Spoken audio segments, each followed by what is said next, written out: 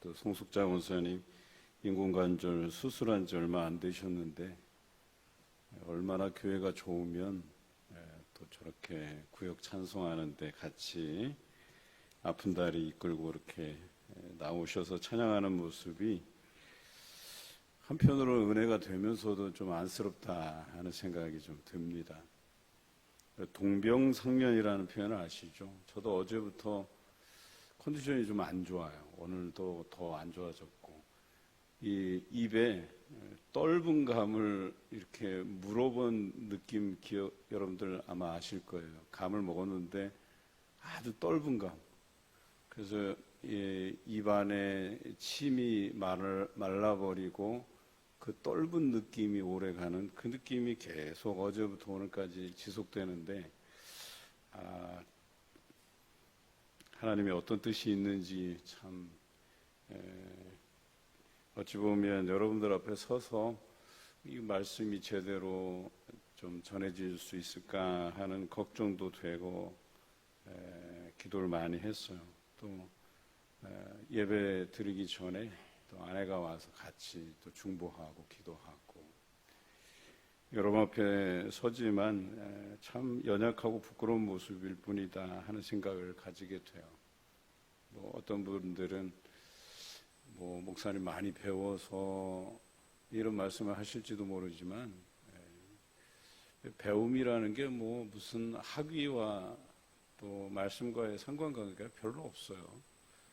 많이 배운다고 해서 말씀을 많이 읽고 많이 묵상하는 것도 아니고, 많이 배운다고 해서 성경에 대해서 더 많이 알고 그러는 것도 아니에요. 성경은 많이 읽을수록 많이 읽고 쓰고 많이 묵상하고 할수록 느는 거고, 더 많이 기억되는 거고, 높이와 깊이와 넓이가 있게 말씀을 묵상하는 것 아니겠습니까? 오늘 시편 112편을 묵상하는 중에도 또 여러분들과 나누는 가운데에서도 그 높이와 깊이와 넓이가 경험되시기를 바랍니다. 인생에서 가장 관심 있는 것 중에 하나가 행복입니다. 한 10년, 좀 더 하면 한 15년 전부터 교회에서도 행복에 대한 관심이 높아졌습니다. 목회자들도 목회 철학을 가지고 교회 비전 선포식을 하다 보면 거기에서 꼭 빠지지 않는 것이 행복이에요. 행복한 교회, 행복한 성도, 행복한 목회, 이런 것에 대한 구호들이 참 많이 등장했어요. 그러니까 사람들 안에 행복에 대한 열망들이 있다라고 하는 것이죠. 그래서 사람들은 행복을 위해서 여러 가지 도전들을 해갑니다. 여가 시간을 보내는데 관심이 예전보다 더 많아졌어요. 과거에 우리 부모님 세대들은 여가를 활용한다는 게 사치였었어요. 그런 것에 돈을 쓰고 시간을 사용하는 것이 그들에게는 많이 어색한 삶이었었어요. 그러나 오늘을 살아가는 시대의 사람들은 그 여가를 활용하는 것이 곧 행복한 삶을 유지하는 길이라고 생각을 합니다. 그런데 그 여가의 여러 사람의 성향에 따라서 여가를 어떻게 보내는가가 달라지죠. 어떤 사람은 운동하는 것을 좋아해요. 그것이 행복이라 생각하고, 또 건강과 직결시켜서 건강한 삶이 곧 행복한 삶이라고 생각합니다. 물론 세상의 기준으로 그렇습니다. 그래서 많은 시간을 운동에 할애하고 건강하게 사는 것에 관심이 많지요. 또 건강하면 이제 먹는 것도 그러잖아요. 그래서 어떤 사람들은 먹는 것에 인생을 다 거는 사람도 있어요. 맛집 투어라고 들어보셨어요? 심지어는 자기의 돈 버는 수당으로 유튜브 같은 SNS 이런 것을 이용해서 개인 방송을 해요. 어떤 방송을 하냐? 먹방이라고 들어보셨죠? 먹는 방송이에요. 그래서 앞에다가 잔뜩 사람들이 좋아할 만한 음식 가져다 놓고, 그것도 얼마나 많이 먹는지 몰라요. 그것도 남자가 아니라 여자들이 많이 해요. 그냥 호리호리하게 생겼는데 먹는 거는 또 얼마나 많이 먹고 얼마나 또 맛있게 먹는지. 또 그 소리들 있잖아요. 그 소리도 리얼하게 내서 사람들로 하여금 많은 공감을 일으키는 방송들도 많아요. 그러니까 먹는 것이 그들의 삶에서 대단히 많은 부분을 차지하고 그것이 행복이라고 생각해요. 그래서 또 연예인들 같은 경우는 몸매가 막 유지를 하기 위해서라도 먹는 것에 대한 절제를 하잖아요.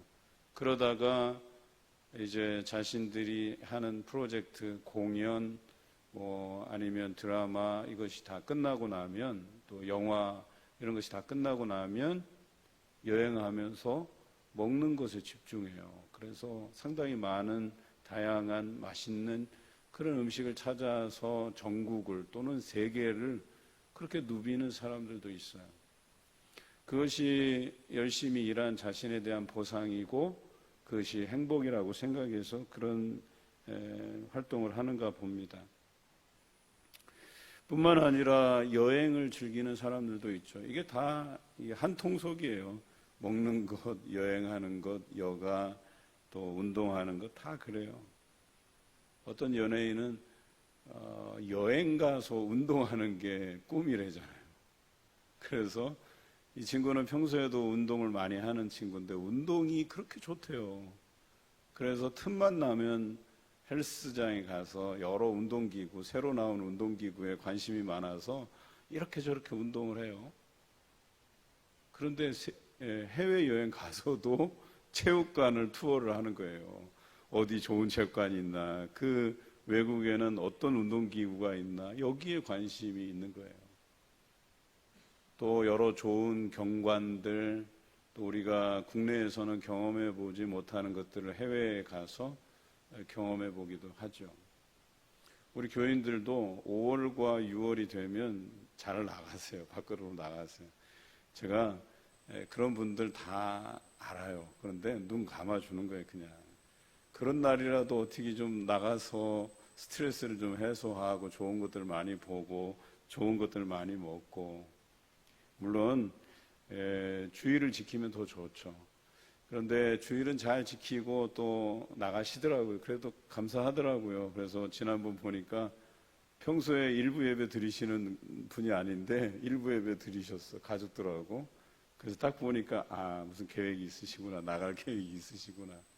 그래서 감사하더라고요. 이렇듯 우리가 행복을 위해서는 여러 가지 자신의 기준에 맞춰서 그 활동들을 해요. 여가 시간을 보내요. 물질을 활용하고 시간을 보냅니다.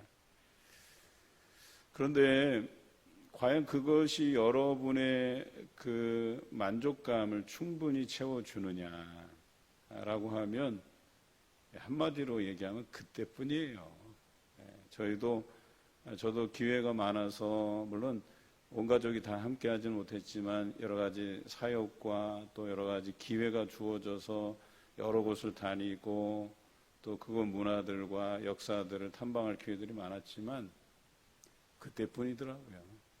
그리고 그때 그런 시절이 있었구나, 그냥 이렇게 지나가 버릴 정도지 그것이 내게 영원한 만족감을 주지는 못하더라고요. 그런데 제게 변함없이 제가 어린 시절부터 지금까지 제게 만족감을 주는 게 말씀이에요. 사실 이 말씀에서 만족감을 느끼기 때문에 제가 하나님께 부름을 받은 것이고 지금까지도 말씀을 묵상하면서 살아가는 것 아니겠습니까? 또 여러분들과 마찬가지로 저도 인생에서 겪을 만한 고생과 고난, 또 다른 사람으로 인해서 상처받고 이런 것들 숱하게 경험하죠. 왜 없겠어요. 그런데 결과적으로는 말씀으로 돌아오게 돼 있더라니까요. 그래서 말씀을 묵상하다가 내게 들려주시는 그 말씀, 나를 위로하시고 나를 만져주시고 내게 새 소망을 불어넣어 주시고 성령의 능력을 힘있게 만드는 것이 말씀이라는 거죠. 우리가 2년 반 동안 시편을 묵상해 왔잖아요. 시편의 핵심 주제가 뭘까요? 복이에요. 행복이에요. 시편은 내가 이런 것들 때문에 행복하다고 시인들이 고백하는 내용들이에요. 내가 고난 중에 있더라도 주님을 찾기에 행복하고 말씀을 찾기에 행복하고 그 말씀의 능력을 힘입어서 행복하고 그 말씀을 묵상하는 중에 내게 걸맞는 위로를 주시고 희망을 주시고 구원을 주시고 도움을 주시고 새 생명 이런 것들로 인하여서 내가 기뻐한다라고 하기 때문에 이 노래를 지어서 부른 것이거든요. 시편의 시작이 이렇습니다. 악인들이 꾀를 따르지 않기 때문에 행복하고 죄인의 길에 서지 않기 때문에 행복하고 오만한 자들과 함께 어울려서 앉지 않기 때문에 행복하고 이야기하잖아요. 그리고 날마다 말씀을 주야로 묵상하기 때문에 행복하다 이렇게 고백하고 있잖아요. 그러면서 반대로 악인은 그렇지 못하다 이렇게 정의하고 있잖아요. 그들은 바람에 나는 겨와 같아서 이리저리 흔들리다가 사라져버리고 또 악인이 심판을 견디지 못하고 또 의인의 회중에 들지 못하게 된다 이렇게 이야기하고 있잖아요. 이것이 시편 1편의 내용이에요. 그러니까 시편의 시작이 복에 대한 선언을 하고 있단 말이에요. 그런데 오늘 우리가 묵상하는 시편 112편도 복에 대한 선언입니다. 어떤 자들이 복이 있느냐라고 하는 것이죠. 오늘 112편에는 하나님을 경외하는 자 1절에 보면 하나님을 경외하는 자가 복되고 또 하나님의 말씀 율법을 크게 기뻐하는 자가 복되고 좀 더 내려오면 정직한 자가 복되고 더 내려오면 의인이 복되다 이렇게 되어 있어요. 정직한 자, 의인 이게 누구냐? 하나님을 경외하고 하나님의 말씀을 크게 기뻐하는 자라고 성경은 이야기하고 있어요. 여러분 어떠십니까? 나는 정직한 자인가? 나는 의인인가? 이것에 대한 기준은 내가 하나님을 두려워할 줄 아느냐? 내가 하나님의 말씀을 크게 기뻐하느냐? 이 두 가지에 달려 있어요. 여러분 삶이 정말 신앙인으로서 똑바로 살고 있는가? 그것을 점검하는 두 가지 기준을 제시하는 것도 그거예요. 내가 하나님을 두려워하는가? 하나님을 두려워하는 사람은 하나님의 뜻을 구하려고 해요. 하나님의 성실하시고 인자하시고 그 뜻에 맡겨드려요. 자신의 삶 모든 결정, 판단 그래서 하나님이 기뻐하시는 것으로 결정하게 돼요.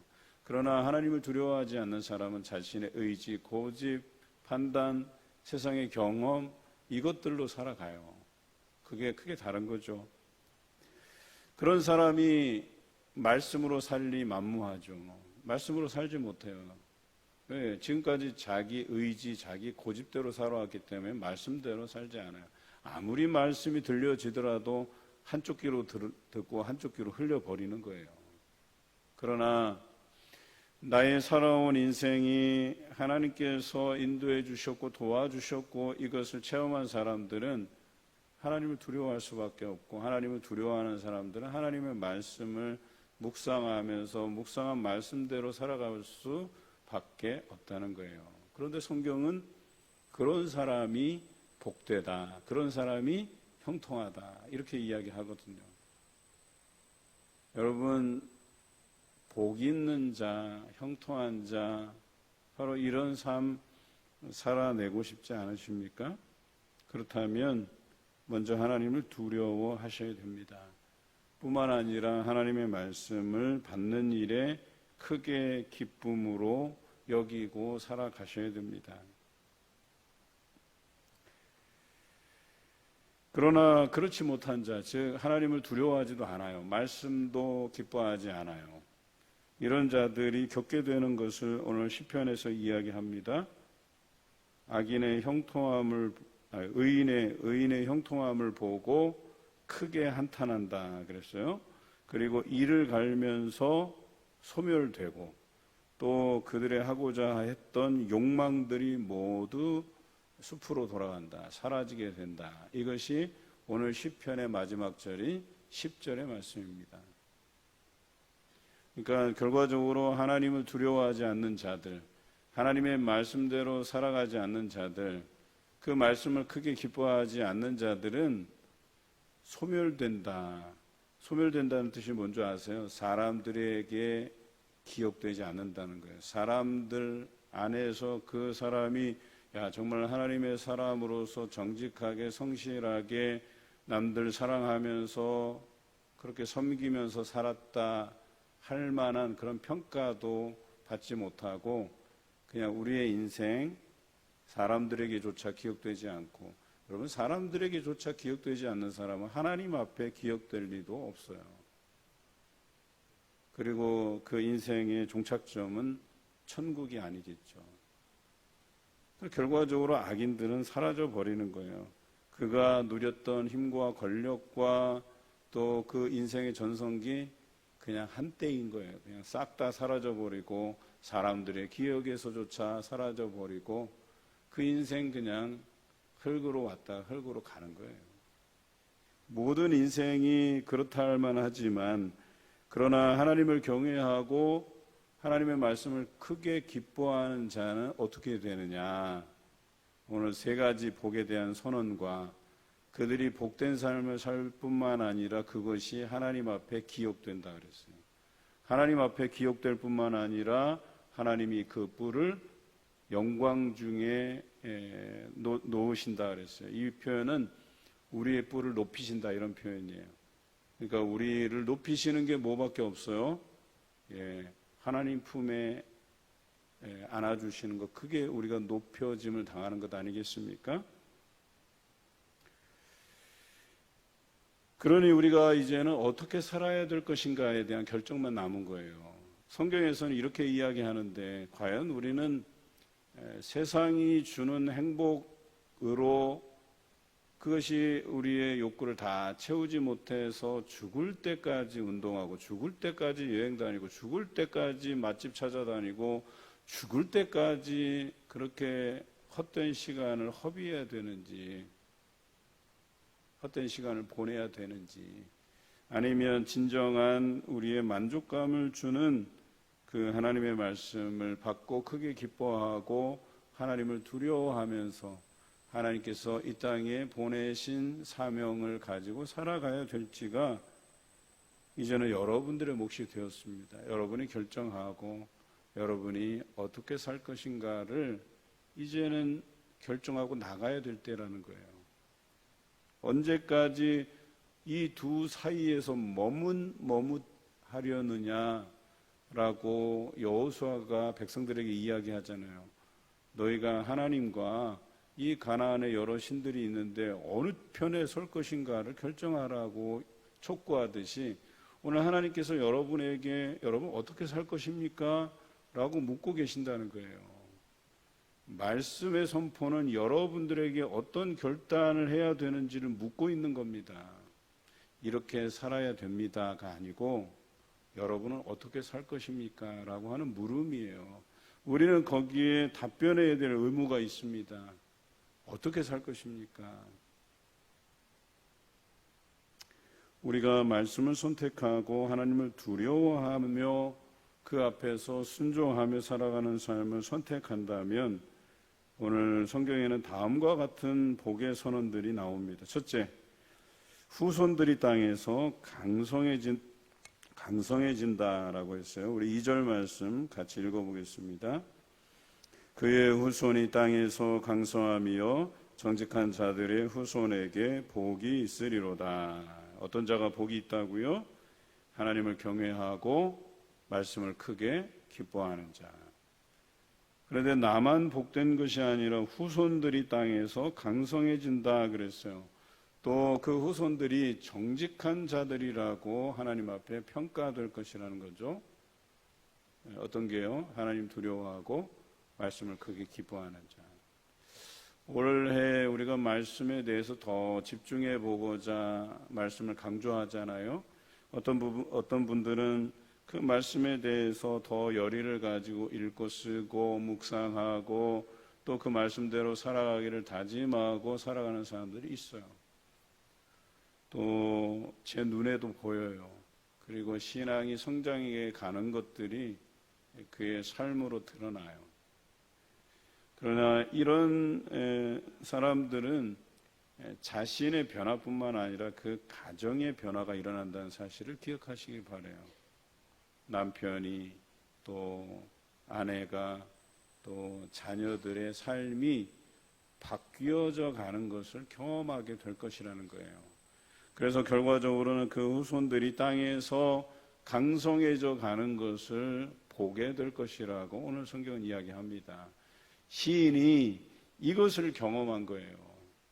시인이 하나님을 두려워하는 삶을 살았고 말씀을 크게 기뻐하는 삶을 살았고 그 말씀대로 순종하면서 살다 보니까 자신뿐만 아니라 자손 천대까지 그 후손들이 강성해지는 것을 보면서 이런 고백을 드리고 있다는 사실을 기억하시기 바라요.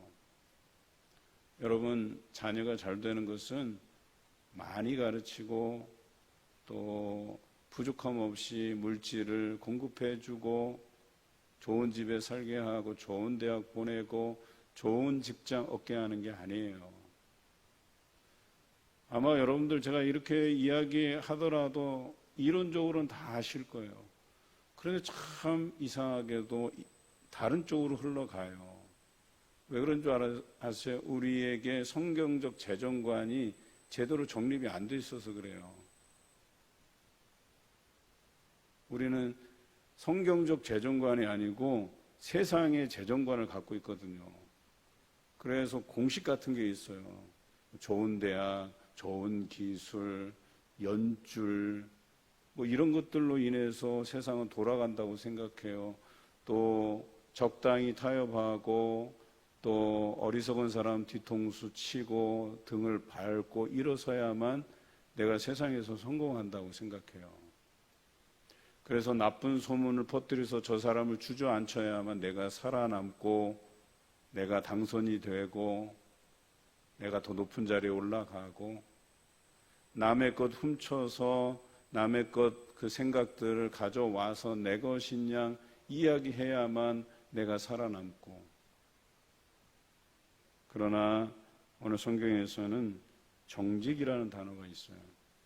우리 크리스찬들은 정직하게 살아야 되고 하나님 앞에 두려움을 가질 줄 알아야 돼요. 내가 악하게 행하고 세상 것에 의지하는 것에 대해서 하나님 앞에 부끄러울 줄 알아야 돼요. 하나님 앞에 내 자신이 회개가 돼야 돼요. 그동안 내가 연줄로 살고 돈으로 살고 권력으로 살고 우리가 이런 것들에 대해서 하나님 앞에 부끄러워할 줄 알아야 돼요. 하나님께서는 하나님을 두려워하라고 말씀을 기뻐하라고 얘기하는데 이것과는 전혀 동떨어진 세상에서만 분주하고 교회 와서는 원망하고 불평하고 남 뒷담화하고 여러분 그게 즐거우세요? 그런 삶이 저는 그런 삶을 보면 안타까워요. 오히려 왜 진정한 행복을 찾지 못할까? 왜 하나님께 자신의 근심과 걱정을 다 내어 맡기지 못할까? 그러다가 내 인생에서 여러 가지 굴곡을 만나게 되고 어려운 문제에 직면하게 되니까 거기서 나오는 게 감사가 아니고 불평과 원망이 나올 수밖에 없는 거예요. 감사해 본 적이 없는 거예요. 뭘 감사해야 될지도 모르는 거예요. 저도 인생에서 굴곡진 여러 부분들이 있었는데 그래도 감사한 거는 그 굴곡진 내 인생의 내리막이라고 생각하는 그 순간순간을 하나님의 섭리라고 생각하고 겸허히 받아들이고 감사하며 기도했더니 다시 나를 하나님 앞에 기억되게 내 뿔을 높이시는 그런 하나님을 날마다 경험했었거든요. 그게 뭐 여러 번이에요. 우리는 이것에 대한 삶의 경험이 있어야 된다고 하는 거예요. 여러분 그렇게 살잖아요. 그러면 여러분 후손이 강성해지고 여러분 후손이 하나님을 의지하고 두려워하고 말씀에 의지해서 살아가게 된다는 거예요. 왜? 부모를 배우니까. 여러분이 제대로 살고 있는지 없는지를 알려면 여러분 자녀들을 보면 돼요. 여러분 신앙생활 똑바로 하고 계십니까? 자녀들을 보면 돼요. 자녀들이 신앙생활 제대로 하고 있는지를 보시면 돼요. 내가 과연 뭘 보여줬는지, 내가 과연 뭘 자녀들에게 강조하고 가르치려고 애썼는지 그걸 보면 된다니까요. 이번에 기도 학부모 성경 교실이 끝났어요. 이제 돌아오는 토요일 날 이제 마지막 모여서 수고했다고 의미 있는 시간들 가지려고 해요. 왜 그것을 하는지에 대한 목적을 알아야죠. 내가 잘 되려고? 그것도 맞아요. 그런데 궁극적으로는 우리의 다음 세대들을 향한 그 말씀에 대한 가르침에 대한 열정들을 갖자는 거예요. 나만 알지 않고 그 안 것들을 자녀들에게 가르치자라고 하는 거예요. 여러분, 자녀들이 장성해서 하나님을 인격적으로 만나고 그런 거 기대하신다면 그 굉장히 아니란 생각이에요. 그런 생각 가지고 있다가 자녀들이 다 세상으로 떠나가고 다시는 교회에 들어오지 못하는 일들을 경험하게 돼요. 세상은 날로 악해진다니까요. 그런데 교회에서는 교육에 대해서, 말씀에 대해서 더더욱 관심 없이 행하고 있거든요. 이상하지 않나요? 세상은 더욱 악해져 가는 거 우리가 눈으로 보고 귀로 듣고 방송 매체를 통해서도 보는데 왜 우리의 자녀들은 말씀으로 가르치지 않고 하나님께 의지하도록 만들지 않느냐 말이에요. 더더욱 그러해야죠. 그러니 인구 절벽 시대뿐만 아니라 더더욱 믿음 안에 있던 자녀들도 세상을 향해서 달려나가는 거예요. 그러나 하나님 두려워하고 말씀을 크게 기뻐하는 가정, 그리고 자녀들에게 그것을 보여주고 가르치고 또 그런 삶을 살아내는 가정은 그 후손들이 땅에서 강성해진다. 오늘 이러한 복이 여러분에게 경험되시기를 주님의 이름으로 기원합니다. 둘째는 부와 재물이 있다 그랬어요. 그런데 성경에서 말하는 부와 재물은 여러 가지 의미로 해석돼요. 여러 가지로 종합해 보면 부와 재물은 단순히 돈이 많은 것을 의미하지 않아요. 항상 단서같이 붙는 게 오늘 성경에 나와 있듯이 3절 우리 같이 읽어볼까요? 부와 재물이 그의 집에 있으며 그의 공의가 영구히 서 있으리로다. 앞에 부와 재물이 나오고 뒤에 뭐가 나와요? 공의라고 하는 게 나와요. 성경에는 공의 혹은 정의 혹은 평강 혹은 지혜 이런 식으로 표현이 되어 있어요. 항상 부와 재물이 있으면 거기에 따라다니는 단어들이 공의, 지혜, 정의 이런 것들이 따라다닌다는 거예요. 왜 따라다닐까요?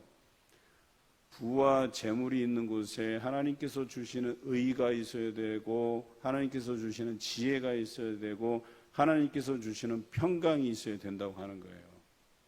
여러분 무조건 돈 많이 벌고 잘 사는 거, 좋은 집에 사는 거, 좋은 음식 먹는 거 이게 복이라고 생각한다면 오산이에요.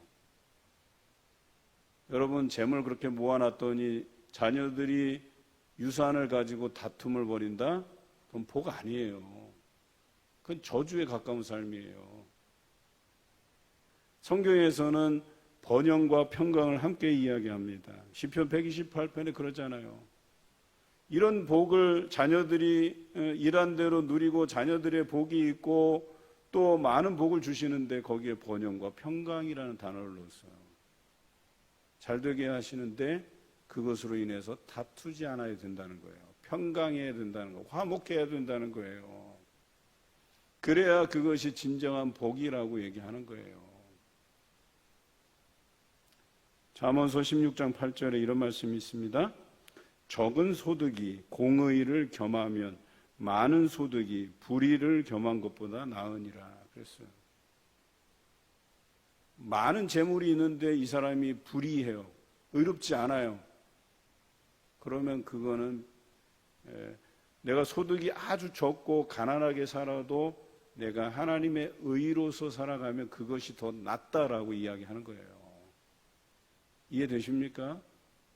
내가 좀 많이 가졌다고 해서, 내가 높은 자리에 올라왔다고 해서 가난한 사람, 또 지위가 없는 사람 멸시하거나 하지 마세요. 내가 그 자리에 오르고 그 물질 얻는데 불의하게 행하고 온갖 수단 방법 가리지 않고 거기에 올랐다면 부끄러울 줄 알아야 돼요.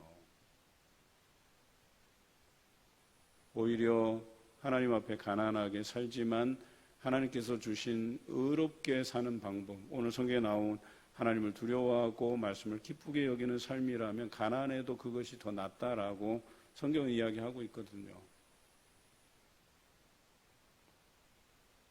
그래서 오늘 성경에도 부와 재물이 있는데 공의를 겸하여 주신다 했어요. 그리고 이 삶의 결과물이 이제 세 번째 복이 되는데요. 우리 5절을 한번 같이 읽겠습니다. 은혜를 베풀며 구워주는 자는 잘되나니 그 일을 정의로 행하리로다. 그러니까 정의롭다라고 하는 것, 공의, 또 하나님께서 주신 지혜로서 살아가는 사람은 우리가 부와 재물이 있을 때, 잘 될 때, 우리에게 높은 자리 주실 때 어떻게 하느냐? 가난한 자들을 위한다. 가난한 자들에게 나누어 준다. 흩어 구제한다. 이런 이야기들이 성경 5만 대에 다 나와 있어요. 그러니까 잘 먹고 잘 살게 해 주시는 데에는 거기에 뜻이 있다는, 계획이 있으시다는 거예요. 여러분만 잘 먹고 잘 살라고 주신 게 아니에요. 그거는 가난한 사람들에게 흩어 나누어 주기에 돼 있다라고 얘기하는 거예요. 초대교회 성도들이 그런 삶을 살았잖아요. 자신의 재물을 팔아서 사람들 앞에 내놓으면 그것을 같이 공유하고 같이 쓰고 함께 나누었던 것이 초대교회의 삶이었었어요. 교회가 바라는 모델이 그거거든요. 여러분이 드리는 헌신, 그것으로 인해서 많은 사람에게 유익이 되고 또 가난한 사람들에게 나누어지는 것이 이상적인 교회의 모델이에요. 오늘 여기도 나와 있잖아요. 하나님께로부터 받은 복, 은혜 이런 것들을 나누는 거예요. 여러분, 물질만 나누는 게 아니에요. 은혜도 나누어야 된다니까요. 나만 은혜 받아서 뭐해요? 나누라고 있는 것인데 그것도. 그렇게 해서 그 사람들에게 나누어 줌으로 인해서 오늘 성경에 나와 있듯이 구워주는 자는 잘 된다 그랬어요. 그래서 쓰고 빌려주면 어때요? 풍성해져. 이런 찬양 여러분들 늘 부르셨잖아요. 사랑은 나눠주는 거예요. 쓰고 빌려주는 거예요. 그러면 잘 된다 그랬어요. 더 풍성해져요. 더 내게 부어주신다라고 하는 거예요. 그 부어주심의 은혜를 여러분 가지셔야 돼요. 쥐고 놓지 않으면 나도 먹지 못해요. 그런 호리병 이야기 알잖아요. 거기 손 넣어갖고 거기 먹을 것인가 뭔가 잘 기억도 안 나는데 뭔가 잔뜩 집었는데 빼지를 못하는 거 아니에요. 그걸 갖다가 그 쥔 것을 갖다 놓으면 되는데 오늘 성경에서 말하는 게 그거예요. 부와 재물이 공의를 겸하면 하나님께서 주시는 지혜를 겸하면 나누어 주게 돼 있다니까요. 그런데 나누어 주면 없어져야 되는데 더 풍성해진다는 거, 더 잘 된다고 얘기하는 거예요. 적어도 여러분이 하나님의 사람으로서 형통함을 누리신다면 이 정도는 돼야 돼요. 이 정도를 형통임이라고 얘기하는 거예요. 마구 쓰고 빌려주고 도와주고 하는데 더 잘 돼. 자꾸 잘 돼. 자꾸 잘 돼. 그래서 제가 교회에서 보면 이렇게 협력해 주시는 분들이 계시잖아요. 후원해 주시는 분들 계시잖아요. 저는 그런 분들을 위해서 기도해요. 하나님 더 잘 되게 해달라고. 더 형통하게 해달라고. 그래서 쓰면 쓸수록 마구마구 하나님께서 부어주셔서 형통해지고 풍성해지고 그런 복을 그 가정에 부어달라고 이야기해요. 반대로 이런 삶을 살아내지 못하는 사람들의 결국은 어떨까? 8절에 끝내 대적들이 받는 것은 보응이라 그랬어요. 그러니까 그것에 대해서 나는 그렇게 살지 못하고 하나님의 말씀대로 살아가지 못하는 사람들, 거기에 대한 대가를 치를 날이 있다는 거예요. 아까도 말씀드렸지만 10절에 의인의 형통함을 멀거니 쳐다보다가 나는 저렇게 살지 못했는데 결과론적으로 볼 때 야, 저 사람을 하나님께서 형통하게 하시는구나, 후손들이 잘 되게 하시는구나. 그래서 그때 후회하게 만들어요. 후회해봐도 소용없어요. 아무에게도 인정받지 못하고 아무에게도 기억되지 않아요. 그냥 나이 들어서 쓸쓸하게 이 땅에 한 줌 흙으로 돌아가게 돼 있어요. 장례를 해도 그 사람을 위해서 슬피 울어주고 같이 그 좋은 추억들을 이야기해 줄 만한 사람도 사라지고 없어요. 그러나 우리가 하나님의 말씀 안에서 살아간다면, 그래서 하나님께서 주시는 이런 놀라운 복을 경험하고 이것을 사람들과 나눈다면, 이런 사람들이 7절에 나와 있는 것처럼 흉한 소문을 두려워하지 아니하며 여호와를 의뢰하고 그의 마음을 굳게 정하였도다. 세상은 계속해서 위기가 찾아오고 어려움이 찾아오고 그래요. 우리 인생은 위기가 한두 번 찾아오는 게 아니에요. 매번 찾아와요. 건강의 적신호도 찾아오고, 또 우리의 쌓았던 명예들이 실추되고 권력들을 내려놓아야 될 때가 있고, 쌓은 재물들이 한순간에 날아가기도 하고. 그러나 하나님을 두려워하고 그 말씀을 기뻐하는 자는 그런 흉한 소문에도 두려워하지 않는다. 왜? 마음을 정하였기 때문에. 누구에게로? 하나님께로 마음을 정하였기 때문에. 여러분이 하나님께 마음을 정하면 두려워할 필요가 없다는 거예요. 세상에 어떤 흉흉한 소식이 들려오더라도 두려움 없이 하나님을 의뢰하고 의지하기 때문에. 그리고 8절에 혹 나를 대적하여서 나를 괴롭게 하는 사람이 있더라도 하나님 바라보고 굳건히 서면, 8절에 뭐라고 되어 있어요? 그의 마음이 견고하여 두려워하지 아니할 것이라 그의 대적들이 받는 보응을 마침내 보리로다 그랬어요. 여러분, 하나님 바라보고 하나님 두려워하고 하나님의 말씀을 기뻐하는 자들은 걱정할 것이 없어요. 대적들이 나를 어떻게 괴롭히든 여러분 상관하지 않으셔도 돼요. 마침내 그 대적들이 하나님께로부터 받는 그 보응, 그것을 보게 될 것이라고 이야기했어요.